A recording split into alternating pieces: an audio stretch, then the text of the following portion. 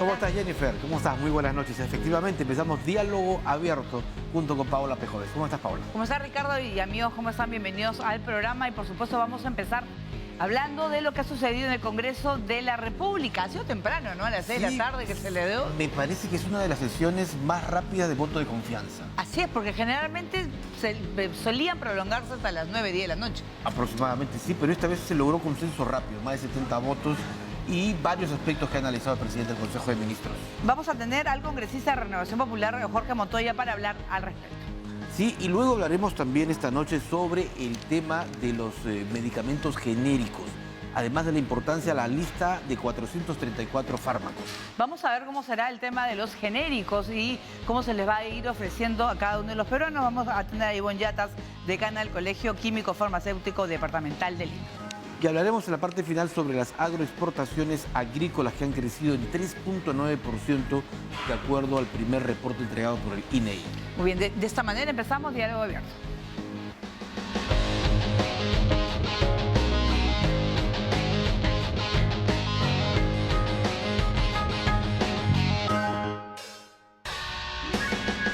Es importante que hagamos frente a las amenazas de nuestra democracia para evitar la desestabilización y el quebrantamiento del Estado de Derecho y el orden democrático. Con la información es que nosotros podemos empezar a hacer el cambio. Oportunidades para estar dentro de Beca 18, para estar dentro de Pensión 65, de Contigo, de los programas sociales. Este premio va dedicado a su conductora Norma Martínez y a todo el equipo de producción que hace posible este programa todos los fines de semana, no solamente para entretener, sino para educar.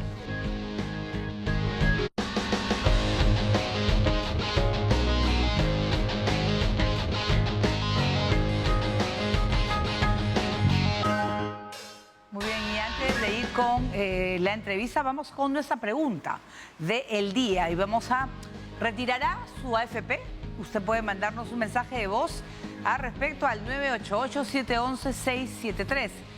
¿Retirará su AFP? Hay muchas opciones y posibilidades, sobre todo a personas, Ricardo, que tienen montos pequeños, ¿no? Efectivamente, yo creo que va a depender mucho de la cantidad que se tenga, porque si se aprueba las 4 ITs, quien tiene 20 o menos de 20.000 soles, no Claro. va a ser muy productivo mantenerlo. No, claro, puede ser, fue utilizado para hacer una serie de conceptos. Entonces, vamos después, al final del programa, a escuchar los mensajes de ustedes. Bien, vamos ahora a hablar del Congreso de la República. Estábamos hablando que ha sido, en realidad, una sesión rápida, ¿no? En los cuales se definió, se presentó el jefe del gabinete, se escuchó también a los parlamentarios cada una de las posturas y se concluyó con el voto de confianza dado al gabinete Adrián Sen. Es una sesión que empezó a las 9:30, terminó a la 1 y luego de 4 a 6. Realmente súper rápida con relación Me sorprendió, a mí me sorprendió, ¿eh? Normalmente. Yo vi el tiempo, 11 en punto empezó el debate parlamentario, se suspendió a la 1 para el almuerzo, volvieron a las 4 y a las 6 terminó.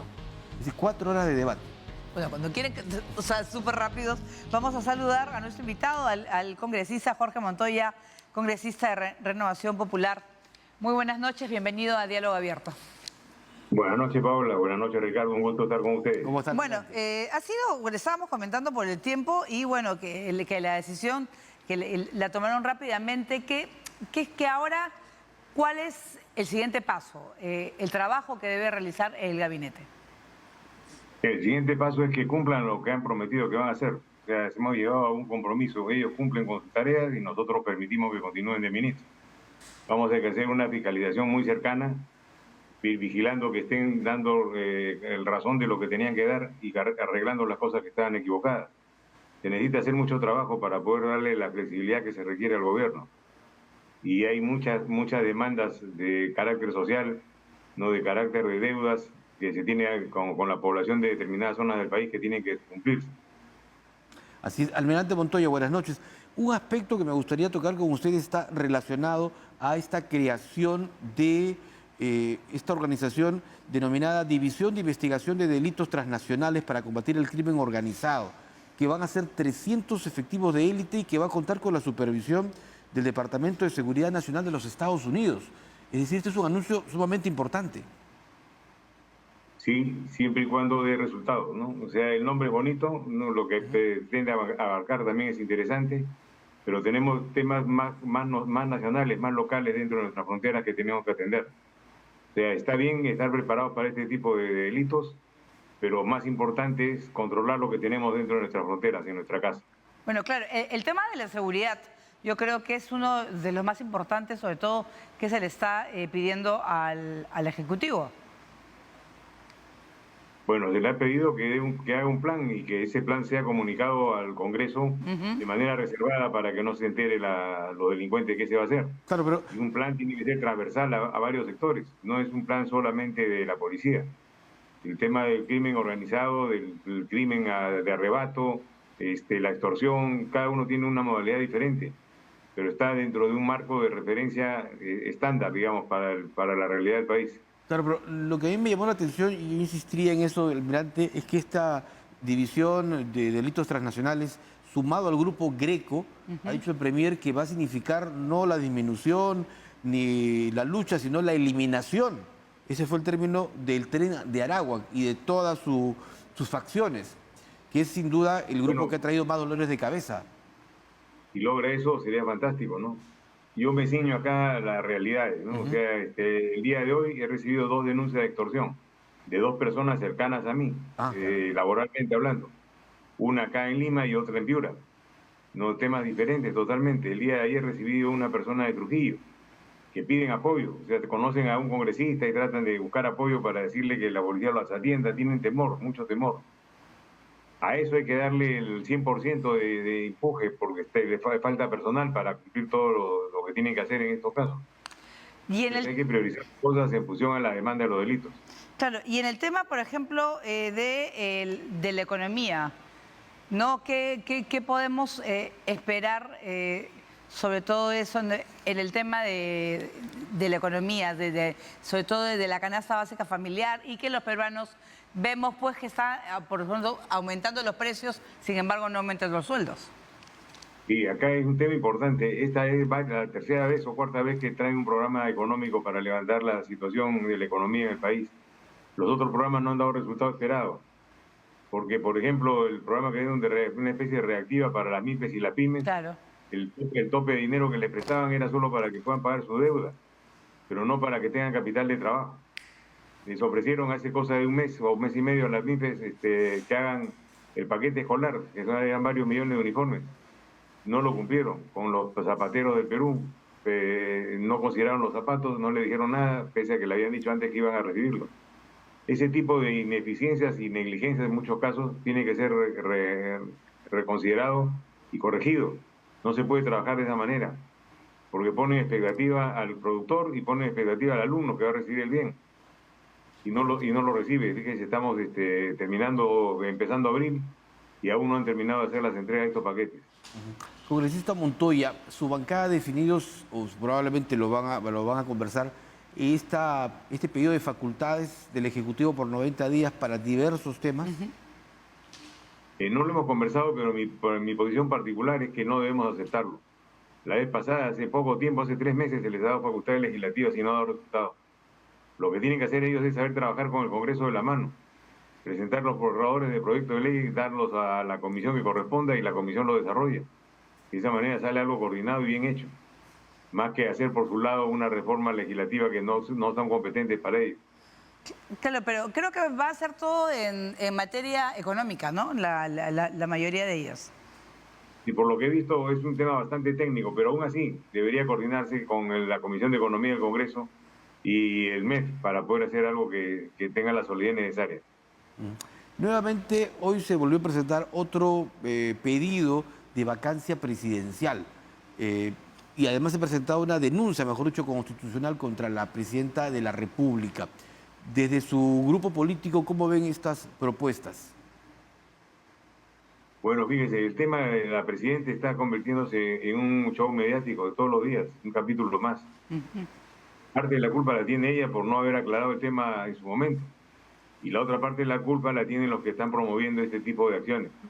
O sea, no podemos estar indefinidamente hablando del comportamiento de la presidenta o de su reloj. Eso tiene que verlo el Ministerio Público y actuar como corresponda. Es un tema legal, netamente. Yo preferiría no tocar estos temas y que la población haga lo mismo también. que se dedica a hacer sus tareas y sus trabajos, y los temas de carácter personal, de delitos, se han visto como corresponde. No, y además lo que también están pidiendo muchísimo, porque hay temas importantes que tratar, es la descentralización, y eso es lo que está buscando también, es uno de los pedidos de la población. Es correcto, pero la descentralización mal hecha causa un daño al país irremediable. Por ejemplo, las oficinas de minería que existen en las diferentes regiones no están funcionando de manera adecuada. Y por eso toda esa desorganización en el sector minero, que es terrible. Entonces hay que tener cuidado cómo se descentraliza y cómo se corrige lo que está descentralizado para convertirlo en algo eficiente. Ahora, desde el punto de vista ya legislativo, ¿cuánto se proyecta avanzar en esta legislatura? Porque hemos empezado una legislatura el 1 de marzo y realmente la producción no ha sido muy, digamos, fecunda debido a estas marchas y contramarchas que hay y sobre todo a la agenda política que parece ocupar más la atención que realmente la producción legislativa que necesita el país, congresista Montoya. Se necesita una producción legislativa adecuada, pero para eso cada uno tiene que hacer sus tareas, ¿no? O sea, la función legislaria del Congreso, la acción de controlar las mafias, de redimir el crimen organizado es de la policía. Si ellos se van a poner a legislar, nosotros nos tenemos que poner a capturar ladrones, por dar un ejemplo de una manera exagerada, pero más o menos para que se entienda lo que pienso. Correcto, claro. Yo considero que cada uno tiene su propia tarea y tiene que cumplirla, dentro del rol constitucional que le ha tocado desempeñar. Ahora, en cuanto al tema de las AFP, que se va a tocar probablemente este jueves en la agenda parlamentaria, ¿ustedes tienen ya una posición definida sobre aprobar o no el retiro de 4 UITs? Yo he votado en contra del retiro, no estoy de acuerdo. Eso está destrozando el sistema y no está favoreciendo a las personas. O sea, las personas van a quedarse sin pensión. Bueno, se hablan de 6 a 7 millones de personas que no tendrían pensión de los 65 años, que es un montón. Es un tema tremendo y una carga para el fiscal, para el país inmanejable. Pero hay que ser conscientes en esto y hay que educar a las personas, o sea, explicarles de qué se trata, ellos no tienen la culpa. No explicarles que esto no se puede hacer porque les afecta a ellos y a sus compañeros pensionistas. Entonces, con ese sistema, eso no es ninguna reforma, eso es de repartir dinero. Entiendo de que los resultados que obtienen de pensión son muy bajos, pero obtienen algo finalmente. Al hacer el retiro de sus fondos, quedan en cero. Se lo gastan o lo invierten o hacen lo que sea y ese es el único punto que tienen de apoyo. De ahí en adelante no van a recibir más. Y uno tiene una expectativa de vida que pasa a los 70 años. Claro. Entonces, ¿quién lo va a mantener? ¿Sus hijos, su familia? ¿O van a quedarse como pordioseros en la calle? En todo caso, es una medida populista, efectista, pero que, digamos, a un futuro lo que va a generar es una situación... Más pobreza. Más pobreza y, sobre todo, carga fiscal, ¿no? Carga fiscal, más programas de apoyo social que no se aguanta ya, que el fisco no lo va a aguantar. Les comentaré que el día de mañana se va a reunir la Comisión de Economía, como lo han dicho ustedes, y yo voy a hacer una exposición del nuevo sistema de pensiones que hemos preparado con un grupo de trabajo dentro de la mesa de reforzamiento de la capacidad pensionaria del país. Ese proyecto de ley que presentamos el año pasado lo vamos a explicar nuevamente para que la Comisión lo tome en cuenta. Pero... pensiones para los no formales, para el 75% del país que no tiene pensión. ¿Y cómo funcionaría esa nueva pensión? ¿Cómo sería? Es lo que tenemos que desarrollar, que no se desarrolló. Nosotros lo pasamos a la Comisión en junio del año pasado y la Comisión no lo trabajó. Se necesitan datos que tenía que traer el mes para poder hacer las corridas, no lo dio. No, o sea, hay muchos cabos sueltos, pero el día de mañana se ha invitado al ministro de Economía también para que llegue a las 2 de la tarde para hacer una exposición y ahí aprovecharemos para pedirle los datos que nos faltan. Cuando usted habla, congresista, de que aporten también o tenga pensiones los informales, que como todos sabemos son la mayoría, ¿significa que tendría que ser una pensión obligatoria y para todos? No. Las condiciones que hemos planteado para generar ese nuevo sistema de pensiones, que sería, desde nuestro punto de vista, ideal para satisfacer las necesidades del país, es primero, totalmente voluntario. Segundo, se inicia cuando cumple 18 años y abre una cuenta de ahorros en el Banco de la Nación. Tercero, el futuro pensionista escoge cuánto depositar mensualmente, trimestralmente, semestralmente, en el periodo que pueda él tener el dinero para depositar sin ningún límite, hasta llegar al año.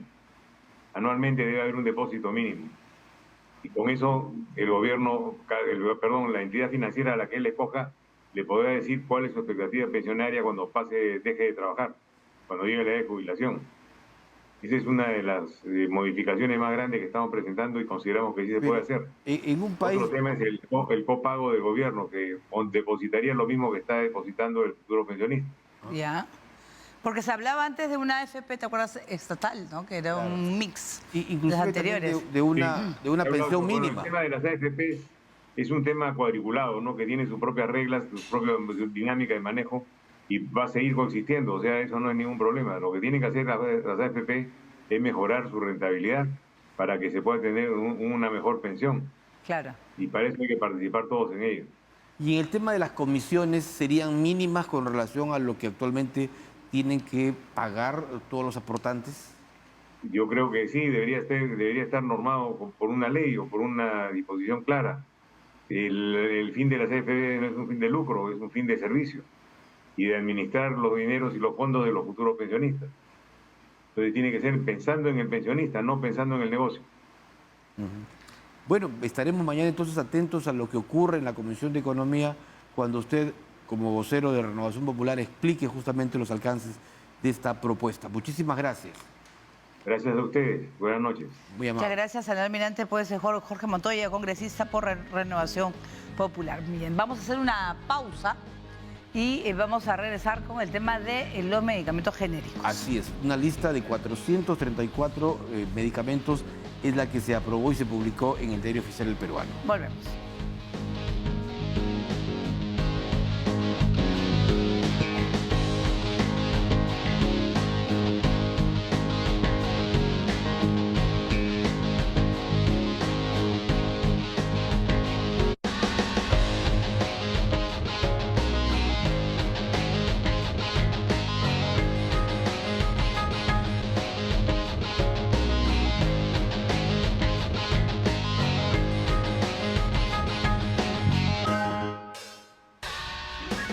Muy bien, vamos ahora a hablar del nuevo listado de medicamentos genéricos que ha publicado el Ministerio de Salud. Saludamos a Ivonne Yatas, decana del Colegio Químico Farmacéutico Departamental de Lima. El tema de los genéricos y los medicamentos de marca. Que sí, eso es una controversia. No, que es una controversia porque al final cuando uno va a una botica, farmacia o un establecimiento de salud, generalmente a veces no te ofrecen el genérico como primera opción. No, a veces es el compuesto, pero te pueden ofrecer el de marca que a veces puede duplicar o triplicar el precio.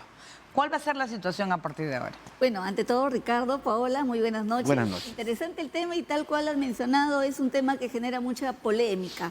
Más aún cuando tenemos una resolución ministerial aprobada el 27 de marzo, la 220, en la cual se sacó un listado de 434 medicamentos y se ha generado una falsa sensación en la población de que con ese listado solucionamos todo el problema de acceso que tenemos los pobladores. ¿Por qué falsa?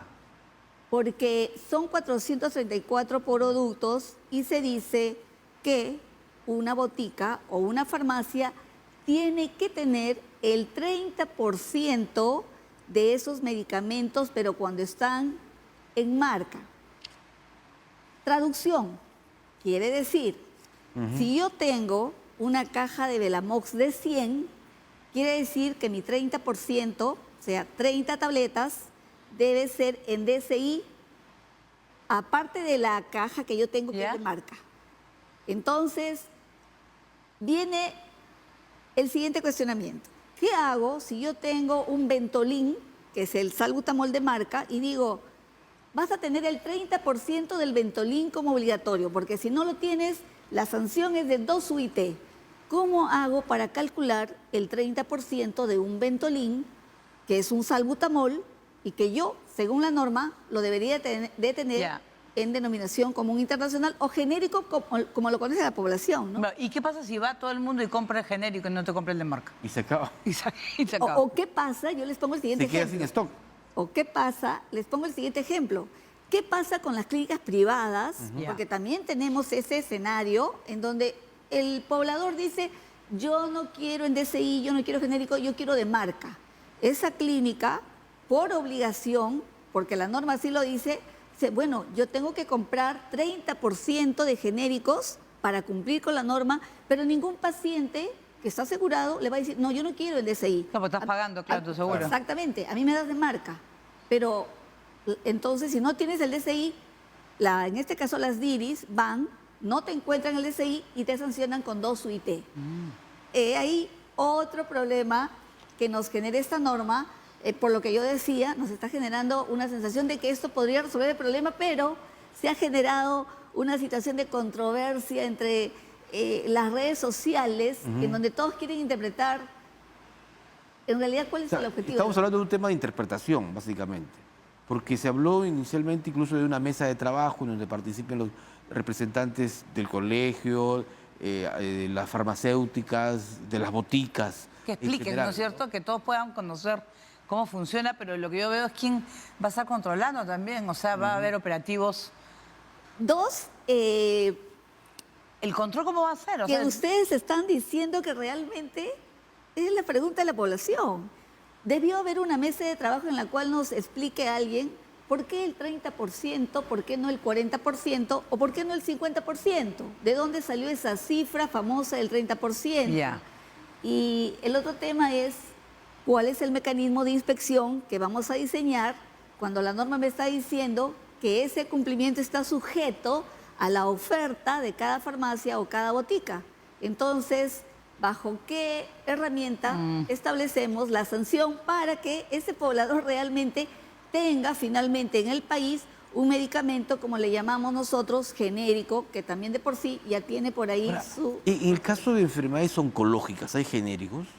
Sí tenemos genéricos y aquí hay un gran problema. No podemos darle a las boticas esa responsabilidad de adquirir productos que son de alto costo. Un tratamiento oncológico requiere una economía bastante fuerte.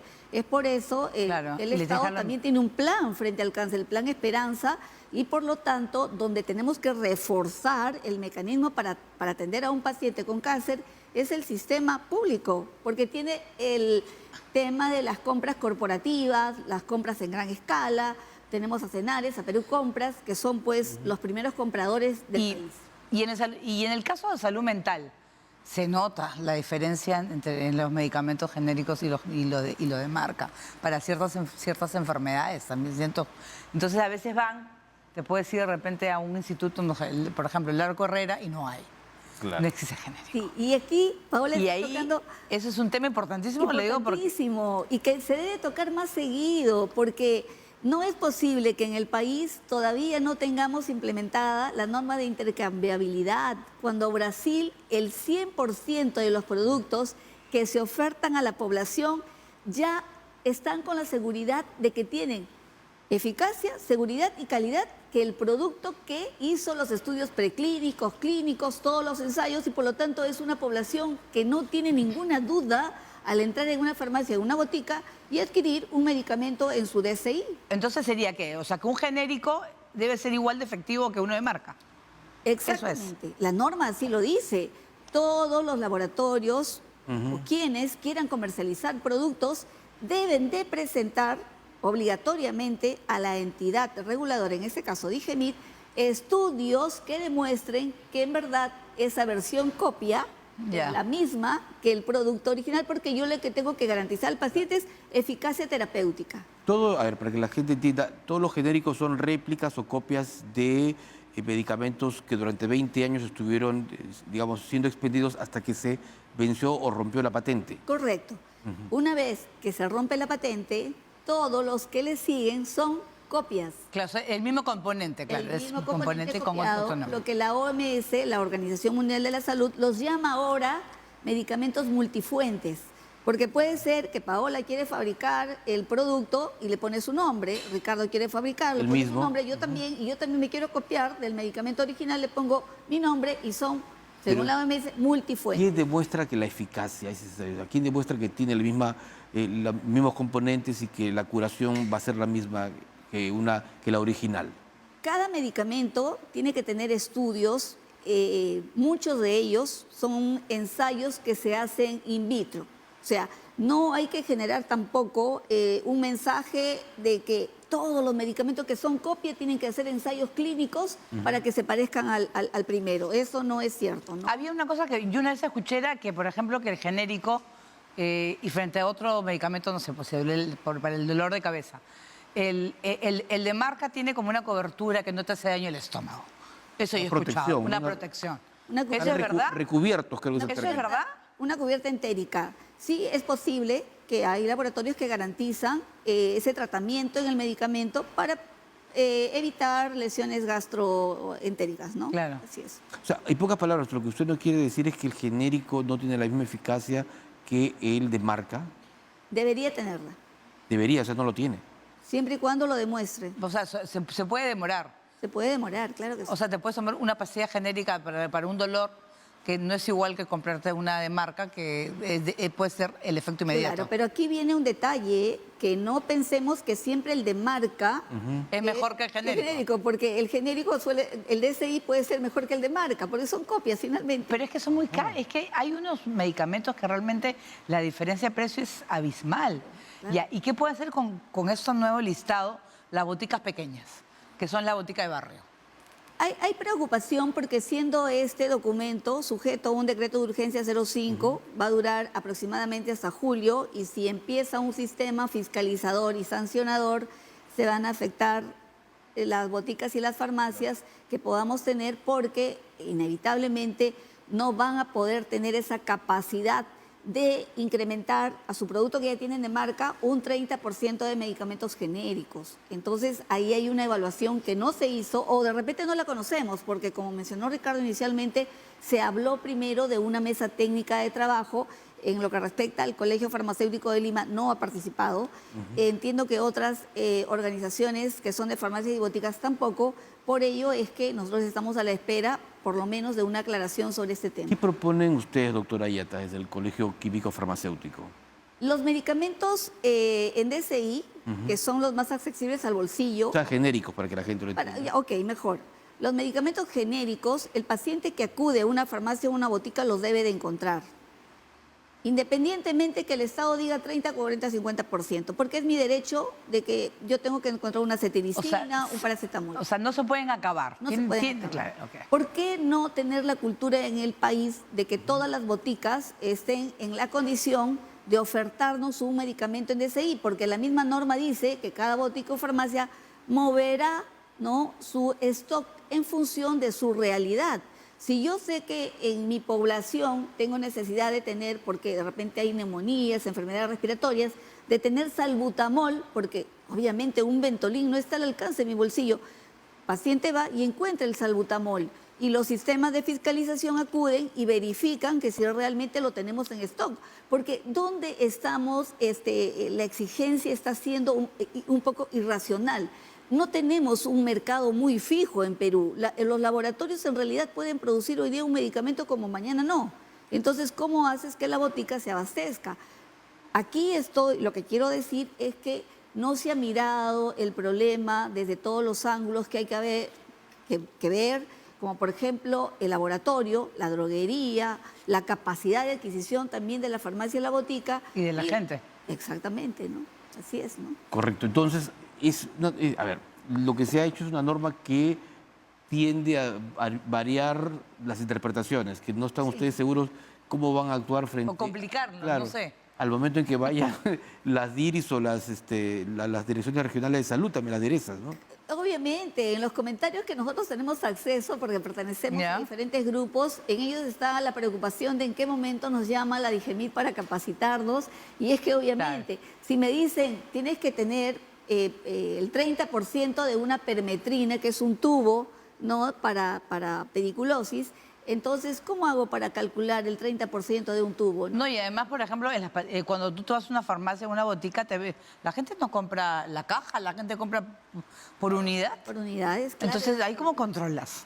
También ese es otro Esa es otra punto. pregunta también. Por eso es que decíamos que la norma tiene bastantes vacíos. Ya. Esperamos que se puedan aclarar para tranquilidad de la población. En estos 434 medicamentos que están en el listado, ¿están los genéricos más comunes, más necesarios, digamos, para problemas respiratorios, gástricos, o mejor dicho, estomacales? Alergias. Sí se ha considerado en la mayoría, pero también hay que mencionar que no hay medicamentos, por ejemplo, que son bastante usados por la población, como esomeprazol, celecoxib, porque no están en el petitorio. Y si no están en el petitorio, no van a figurar en el listado. ¿Para qué se usan? Por ejemplo, si yo tengo un dolor, necesito ese producto, es omeprazol, pacientes que no les produce más daño la ranitidina, sigue su proceso de acidez. Ah, ok, ok. Entonces, pero esos no están. Eso es por poner solamente 2 ejemplos de productos que tienen alta rotación, pero que no se encuentran en la lista porque, como menciono, no están en el petitorio. Entonces, atención, que los medicamentos que están listados obedecen solamente a lo que está en el petitorio. No es medicamentos que sí se usan, pero que todavía no los tenemos. ¿Qué significa petitorio? Ah, ok. Perú tiene una lista de medicamentos que están dentro de un documento que se llama Petitorio Nacional Único de Medicamentos Esenciales, porque en este listado se encuentran todos los productos que van a cubrir las patologías más frecuentes que se tienen en el país. Pero hay que ver también que estas patologías con el tiempo van evolucionando y también que los tratamientos van cambiando y los medicamentos también van mejorando en su composición y en su estructura química, ¿no? Muy bueno, complicado, ¿no? Pero sobre todo que la gente sepa que debe haber genérico y de marca. Y eso debería quedar, digamos, como compromiso también, tanto de las grandes cadenas de farmacias como de las boticas chicas. Claro. Sí, en eso sí estamos totalmente de acuerdo. Creo, como pobladores, ¿no? Con una economía todavía... Dependerá, pues, ¿no? Exactamente, es que debemos acudir a una farmacia, a una botica y encontrar, porque es nuestro derecho, si yo quiero un paracetamol, debo tenerlo y no dejar que me digan no lo tengo porque te voy a dar un Panadol, lo que no es alcanzable a mi bolsillo. Eso debería ser un tema de cultura más que un tema de exigencia, ¿no? Tener opciones, ¿no es cierto? Ya depende de ti decidir cuál. Exacto, ¿no? Lo que mencionaba las aseguradoras, por ejemplo, es otra realidad, pero no hay que dejarla de mencionar porque existe. Entonces hay que mirar también todo el panorama, ¿no? Pero finalmente lo que queremos es que ningún paciente se quede sin tratamiento realmente, ¿no? Yo al menos consumo también medicamentos en DCI y bueno, quisiera que nunca falten estos medicamentos porque alivian mi economía. Yo también, por supuesto, mucho más baratos algunos. Perfecto. Muy bien, gracias a Ivonne Yatas, decana del Colegio Químico Farmacéutico Departamental de Lima, que ha estado con nosotros hablando del tema de los medicamentos genéricos y vamos a regresar con más noticias y vamos a hablar de las exportaciones agrícolas que han crecido un 3,9% en el 2023. Y volvemos con eso luego de la pausa.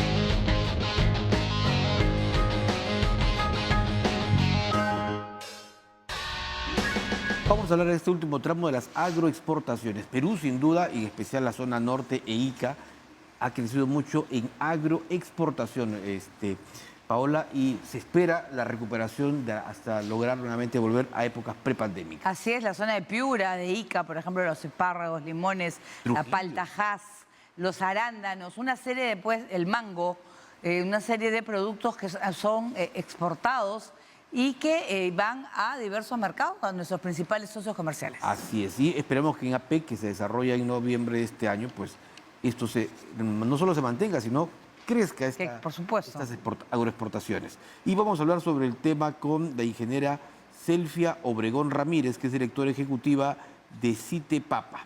Ingeniera Obregón, buenas noches. Buenas noches. Paola y Ricardo, muy buenas noches. Un gusto de estar en este programa y hablar del agro. Bueno, yo quisiera hablar sobre las exportaciones agrícolas y los productos estrella, cómo se están exportando y a qué mercados. Como lo iban anunciando, nuestras exportaciones han crecido significativamente. Hemos pasado de un valor de ventas de 7.577 millones en el 2022 a más de 10.000 millones de soles en el dólares en el 2023. Los productos estrella son uva, arándano, palto, a pesar de todos estos temas de cambio climático que tenemos y que estamos viviendo actualmente. Entonces hemos sido algunos favorecidos y otros desfavorecidos, pero vamos en crecimiento. Y las regiones que están ahí a la punta, está Ica, ¿no? Cuyas exportaciones han estado por un valor de más de 2.000 millones de dólares, La Libertad, Lima, Piura y Lambayeque. Y a los principales países que exportamos es Estados Unidos, Países Bajos, España. Ahora, estamos con un sector en crecimiento. Por supuesto. Correcto. Mi pregunta, ingeniera, está, a ver, en los últimos 4 años, ¿cuál ha sido el comportamiento? Es decir, desde la época de la pandemia a la actualidad. Estamos en crecimiento. Un sector, o sea, en el 2020, por ejemplo, nuestras exportaciones han estado, hemos estado, o sea, para arriba de los 7.000 millones. Y este 2023, como lo señalé antes, hemos superado los 10.000 millones. ¿No se vieron afectadas entonces como consecuencia de la pandemia? Ni el tema de pandemia, claro, o sea, definitivamente hemos vivido situaciones extremas, pero las agroexportaciones es un sector en crecimiento. Yo creo que el Perú es un país bendito con todos los productos que tenemos. Ahora viene la PEC y el megapuerto de Chancay, que va a ser una gran oportunidad también para salir los productos del norte, ¿no? Del norte chico y del norte de nuestro país, una gran oportunidad para los agroexportadores. Sí. Como lo señalas, Paola, nuestro país es un país bendecido. Y justamente el Perú se está convirtiendo en una potencia exportadora. No puedo dejar de señalar a nuestro país vecino, en Chile.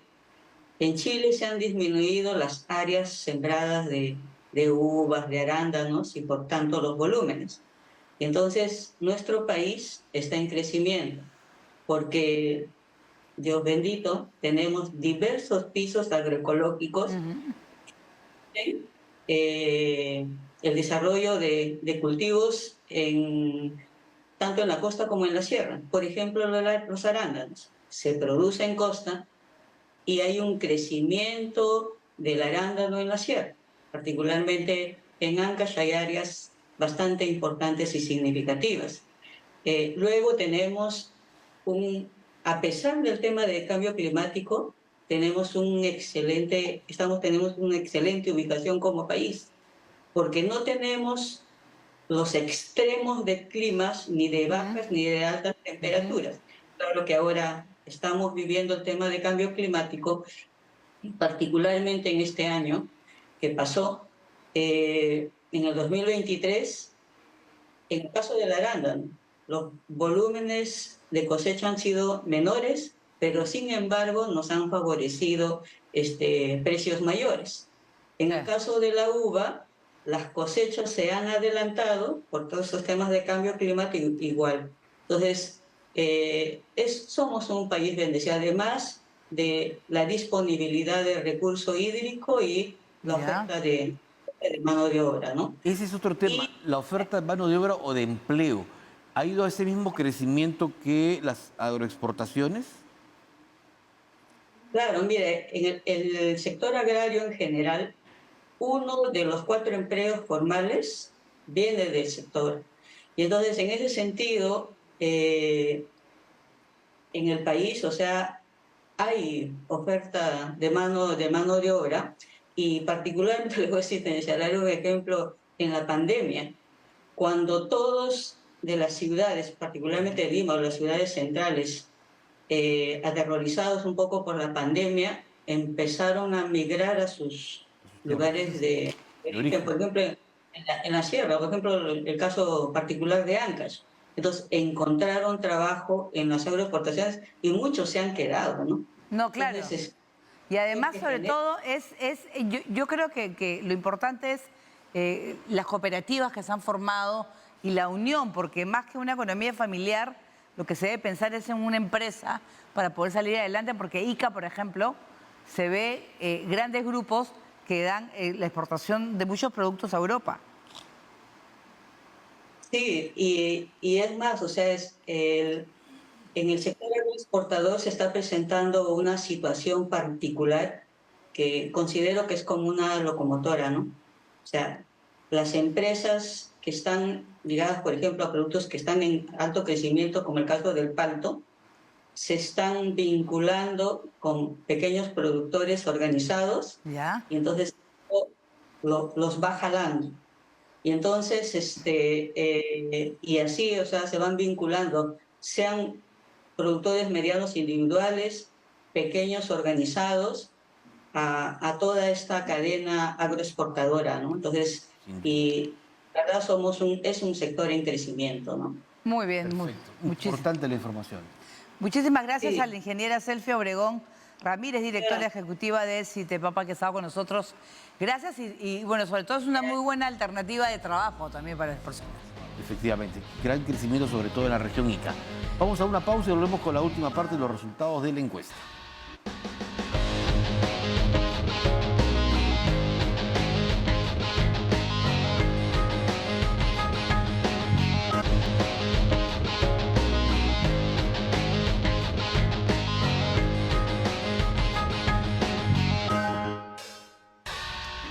Bien, y volvemos para escuchar a nuestros televidentes respecto a la pregunta de esta noche, Paola, que ha sido si van a retirar o no su AFP en caso, claro, el Congreso la apruebe. Así es, vamos a escucharlos. Mi nombre es Diana, llamo del distrito de Jesús María y sí, yo retiraría mis fondos de la AFP porque prefiero invertir ese dinero. Buenas noches, soy Betty Gutiérrez del distrito de San Miguel. Realmente yo voy a retirar mi AFP porque lo necesito y como está la situación económica en el país, mi salud está muy decaída y necesito para comprar mis medicinas porque en el seguro no me dan tiempo, no me dan cita y estoy desesperada. Gracias. Hola, mi nombre es Javier. Claro que retiraría mi AFP porque así aporte 20 años, estoy seguro que no voy a lograr una buena pensión. Claro que lo retiraría, gracias. Bueno, las tres coinciden que retirarían sus aportes de las AFP si en caso el Congreso apruebe la norma. No, claro, o sea, no retirar esas son esas 4 UITs, pero hay muchas personas que tienen, no solamente como la señora, problemas de salud, hay gente que tiene problemas, tiene deudas en el banco y de repente es una manera pues de amortizar y poder arreglar, pero es algo inmediato. Bueno, todo ya cada uno es dueño de su dinero y puede hacer con él lo que quiera, ¿no? Así es. Llegamos a la parte final de Diálogo Abierto. Muchas gracias por acompañarnos y nos encontramos mañana. Hasta Chao. mañana.